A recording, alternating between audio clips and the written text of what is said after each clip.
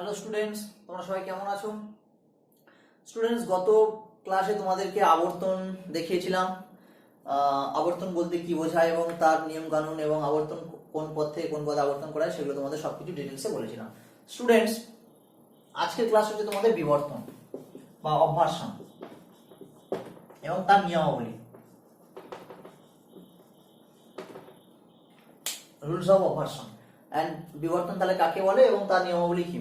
দেখো স্টুডেন্টস, গত ভিডিওতে বা ক্লাসে তোমাদের যেটা বলেছিলাম আবর্তন কাকে বলে, সেটা তোমাদের এই ভিডিওর ডেসক্রিপশন বক্সে তোমরা যাবে, সেখানে তোমরা গত ভিডিওর লিঙ্কটাও পাবে এবং পদের ব্যাপ্যতা বচন এই সমস্ত লিঙ্কগুলো তোমরা পাবে, সেখান থেকে তোমরা ভালো করে দেখে নেবে।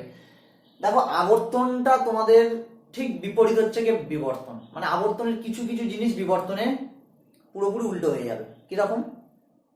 আবর্তন বলতে কি বলেছিলাম, জাস্ট এক ঝলক বলে দিই তোমাদের, যে অবরমূলক অমাধ্যম অনুমানের আশ্রয় বাক্যের উদ্দেশ্য বিধেয়কে যুক্তিসম্মতভাবে স্থান পরিবর্তন করে গুণকে অপরিবর্তিত রেখে পদের ব্যাপ্যতা নিয়ম লঙ্ঘন না করে যে সিদ্ধান্ত নিশ্চিত করা হয় তাকে বলা হয় আবর্তন। আমরা কোন বচন থেকে কোন বচন আবর্তন করতে পারি? এ থেকে আই, ই থেকে ই, আই থেকে আই, আর ও বচন আবর্তন সম্ভব নয়। কিন্তু বিবর্তনের ক্ষেত্রে এরকম হবে না। বিবর্তনের ক্ষেত্রে কি হবে না, বিবর্তন হলো, বিবর্তন কাকে বলে আমি লেখার সাথে সাথে বলছি, তোমরা লেখাটাও ফলো করো এবং শোনো। যে অবরমূলক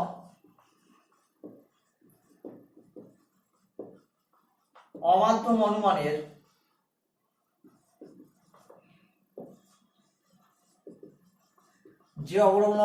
অনুমানের আশ্রয় বাক্যের উদ্দেশ্যকে সিদ্ধান্তের উদ্দেশ্য হিসাবে গ্রহণ করে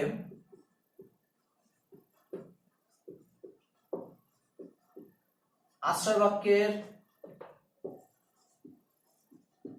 বিধেয়কে সিদ্ধান্তের বিরুদ্ধ পদ হিসাবে, সিদ্ধান্তের বিধেয়ের বিরুদ্ধ পদ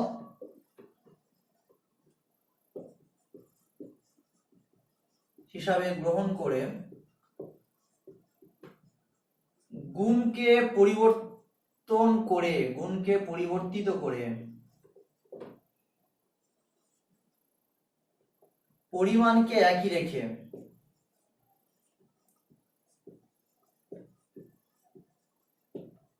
যে সিদ্ধান্ত নিশ্চিত করা হয় তাকে বলে বিবর্তন। যেমন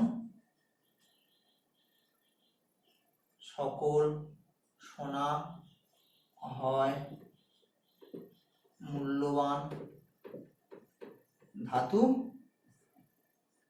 কোনো সোনা নয় অমূল্যবান ধাতু। এ থেকে ইতে কোনো অপর জায়গা নেই বলে বিবর্তিত।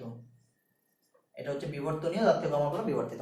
দেখো সংজ্ঞাটা দেখো, আমি বলেছি আগের ক্লাসে দেখিয়েছি তোমাদের একটা সংজ্ঞা দেবো যেখান থেকে তোমার নিয়মগুলো তোমাদের ডাউট ক্লিয়ার হয়ে যাবে। অর্থাৎ এমন একটা সংজ্ঞা তোমাদের মাথায় রাখতে হবে যে সংজ্ঞাটা তোমাদের কেউ ভুলও বলতে পারবে না, যে সংজ্ঞাটা তোমরা লেখার সময় তোমাদের মুখস্থ করতে হবে না, এবং তার থেকে তোমরা সংজ্ঞাটা মনে থাকলে, মানে সংজ্ঞাটা যদি তোমরা বোঝো, তাহলে সেখান থেকে তোমার চারটে নিয়মও একদম জলের মতো হয়ে যাবে এবং সেই নিয়ম তুমি সারা জীবনও বলবে না।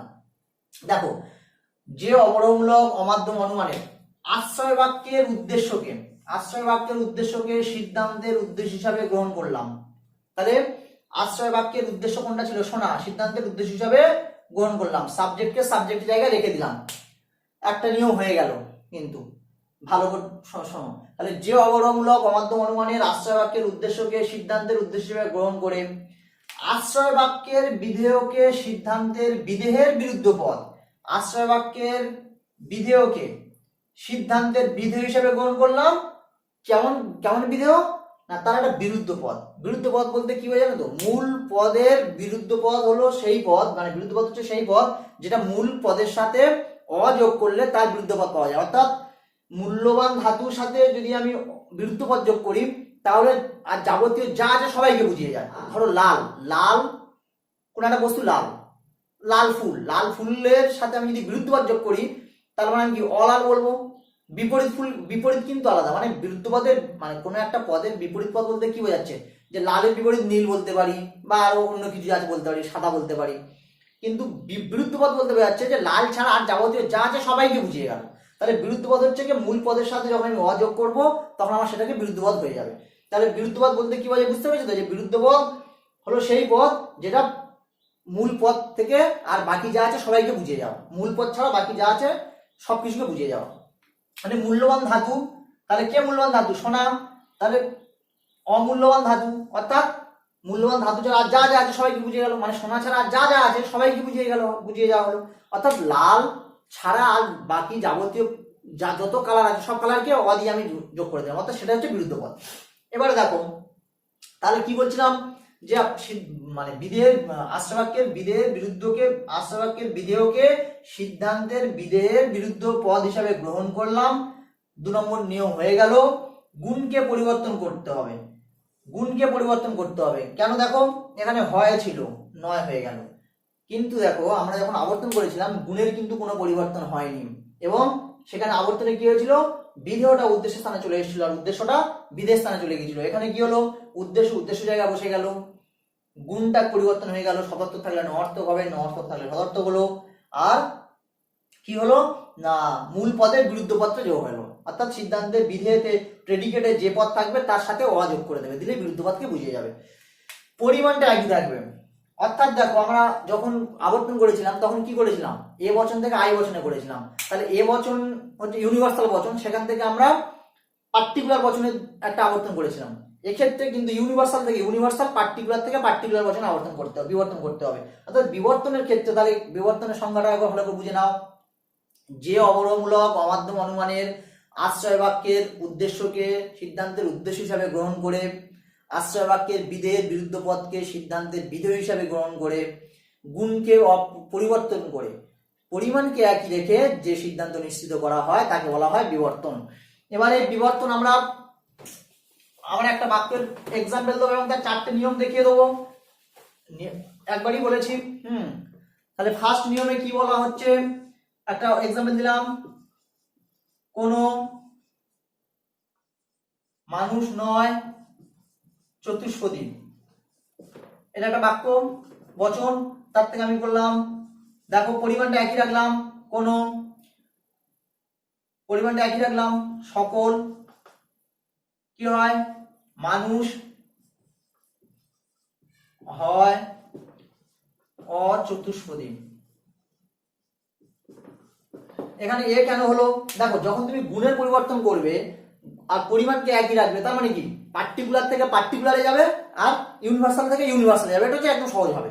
যে পার্টিকুলার থেকে পার্টিকুলার কেমন যাবে, মানে এ থেকে ই তে যেতেই হবে, মানে ইউনিভার্সাল থেকে ইউনিভার্সাল, কারণ এর হয় ছিল এখানে নয় আছে। আবার যদি ই করো ই থেকে এ তে চলে আসতে হবে, কারণ এখানে নয় ছিল এখানে হয় হয়ে যাচ্ছে। আবার দেখো পার্টিকুলার থেকে কি হচ্ছে, পার্টিকুলার থেকে ও, অর্থাৎ এখানে হয় ছিল এখানে নয় হয়ে গেল, আর ও থেকে কি হচ্ছে আই, অর্থাৎ হয় ছিল নয় ছিল হয়ে গেল হয়। তাহলে দেখো এ থেকে ই তে, ই থেকে এ তে, আই থেকে ও থেকে আই, কেন না একটা সিম্পল জিনিস মাথায় রাখবে, যে যেহেতু তোমাকে বলা হয়েছে যে পরিবর্তন করতে হবে গুণের এবং পরিমাণটা একই রাখতে হবে, তাহলে পরিমাণ একই রাখতে গেলে আর গুণকে পরিবর্তন করতে গেলে কি হবে, যে এ বচনে সদর্থক গুণ পরিবর্তন করলে নর্থক গুণ, কোন বচনে একমাত্র হবে ই বচনে, কারণ ই বচনে পরিমাণ আর এ বচনে পরিমাণ একই, আর আই বচনে পরিমাণ আর ও বচনে পরিমাণ একই। 4টে নিয়ম কি ছিল, একটা হচ্ছে আশ্রয় বাক্যের উদ্দেশ্য সিদ্ধান্তের কি হবে উদ্দেশ্য হবে, এটা একটা 1 নম্বর নিয়ম। 2 নম্বরে আশ্রয় বাক্যের বিধেয় সিদ্ধান্তের বিরুদ্ধ পদ হবে, বিধেয়ের বিরুদ্ধ পদ হচ্ছে বিরুদ্ধ পদ হচ্ছে আশ্রয় বাক্যের বিধেয় সিদ্ধান্তের বিধেয়ের বিরুদ্ধ পদ হবে। 3 নম্বর নিয়ম হচ্ছে আশ্রয় গুণের পরিবর্তন করতে হবে, আর 4 নম্বরে পরিমাণ অপরিবর্তিত থাকবে।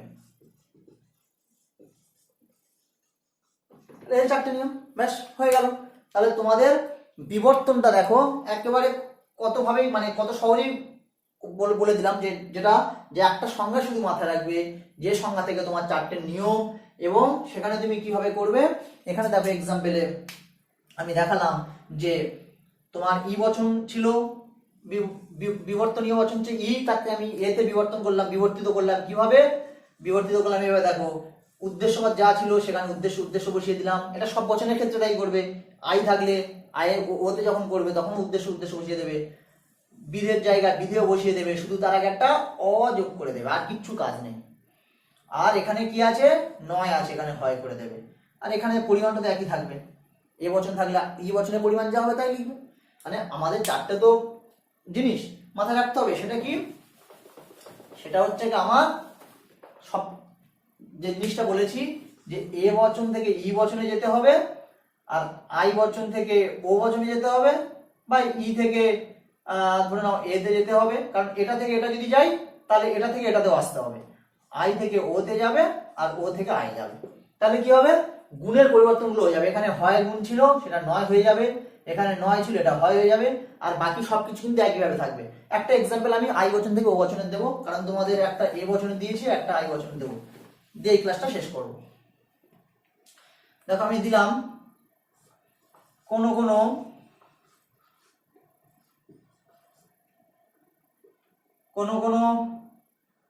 মানুষ হয় লোভী, এই কথা লিখলাম। তো কোনো মানুষ হয় লোভী যখন লিখছি, তাহলে এটা কি? এটা আই বচন, বিবর্তনীয়। এর থেকে আমি বিবর্তন কিভাবে করব? পরিমাণটা দেখো, আই বচন আর ও বচন একই তো পরিমাণ, তাহলে আমার কিছু ভাবার দরকার নেই, যা থাকবে তাই বসিয়ে দাও। কোনো মানুষ বসিয়ে দাও। এখানে কি আছে? সদর্থক, নর্থক করে দাও। এখানে কি আছে? লোভী লেখো, শুধু গায়েটা অযোগ করে দাও, ব্যাস হয়ে গেল, আর কোনো কাজ নেই।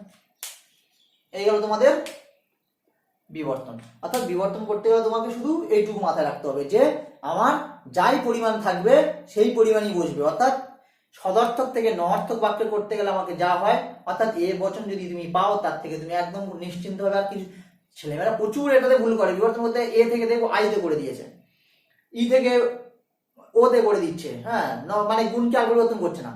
এটাকে তোমার মাথায় রাখতে হবে যে আমার যা গুণটা আছে শুধু গুণটা পরিবর্তন করতে হবে। সংজ্ঞাটা একেবারেই তো সহজভাবে বলে দিলাম যে আশ্রয় বাক্যের উদ্দেশ্য সিদ্ধান্তের উদ্দেশ্য হবে, আশ্রয় বাক্যের বিধেয় সিদ্ধান্তের বিধের বিরুদ্ধ পদ হবে। আর কি হবে? গুণকে অপরিবর্তিত রাখতে হবে, মানে পরিমাণকে অপরিবর্তিত রাখতে হবে, আর গুণকে পরিবর্তন করতে হবে, ব্যাস, আর কিচ্ছু নেই। তাহলে আশ্রয় বাক্য যে অবরোহমূলক অমাধ্যম অনুমানের আশ্রয় বাক্যের উদ্দেশ্যকে সিদ্ধান্তের উদ্দেশ্য হিসাবে গ্রহণ করে বিধেয়ের বিরুদ্ধ, আশ্রয় বাক্যের বিধেয়ের বিরুদ্ধ পদকে সিদ্ধান্তের বিধি হিসাবে গ্রহণ করে পরিমাণকে একই রেখে গুণকে পরিবর্তন করে যে সিদ্ধান্ত নিশ্চিত করা হয় তাকে বলা হয় বিবর্তন। সুতরাং স্টুডেন্টস, তোমরা বিবর্তন করতে গেলে এবং আবর্তন বিবর্তন কিভাবে করতে হয় সেটা আমি তোমাদের দেখালাম, এবং তোমাদের এরপরে একটা ক্লাস আমি আবর্তন মানে একটা বাক্য তোমরা বাড়িতে প্র্যাকটিস করবে, কিছু বাক্য নেবে, নিয়ে তারা আবর্তন করবে, আবার সেখানে বিবর্তনও করবে। এই সমস্ত তোমরা কিন্তু বাক্যগুলো নিয়ে করতে থাকবে, এবং সেক্ষেত্রে যদি কোনো সমস্যা হয় অবশ্যই আমাকে জানাবে। আর আবর্তন যদি করতে গিয়ে কোথাও বেঁধে যায় তাহলে এই বচনের ডেসক্রিপশন বক্সে তোমাকে আমি আবর্তনের ক্লাসটা দেওয়া থাকবে বা বচনের ক্লাসও দেওয়া থাকবে, সেখান থেকে তোমরা দেখে নেবে যে কিভাবে বচন এবং কিভাবে আবর্তন বিবর্তন করা উচিত। সুতরাং স্টুডেন্টস, তোমরা ভালো করে মোটামুটি এই ক্লাসগুলো ফলো করো, তাহলে তোমাদের আশা করছি যে বচন সম্পর্কে, আবর্তন বিবর্তন সম্পর্কে আর কোনো ডাউট কিছুই থাকবে না। ঠিক আছে।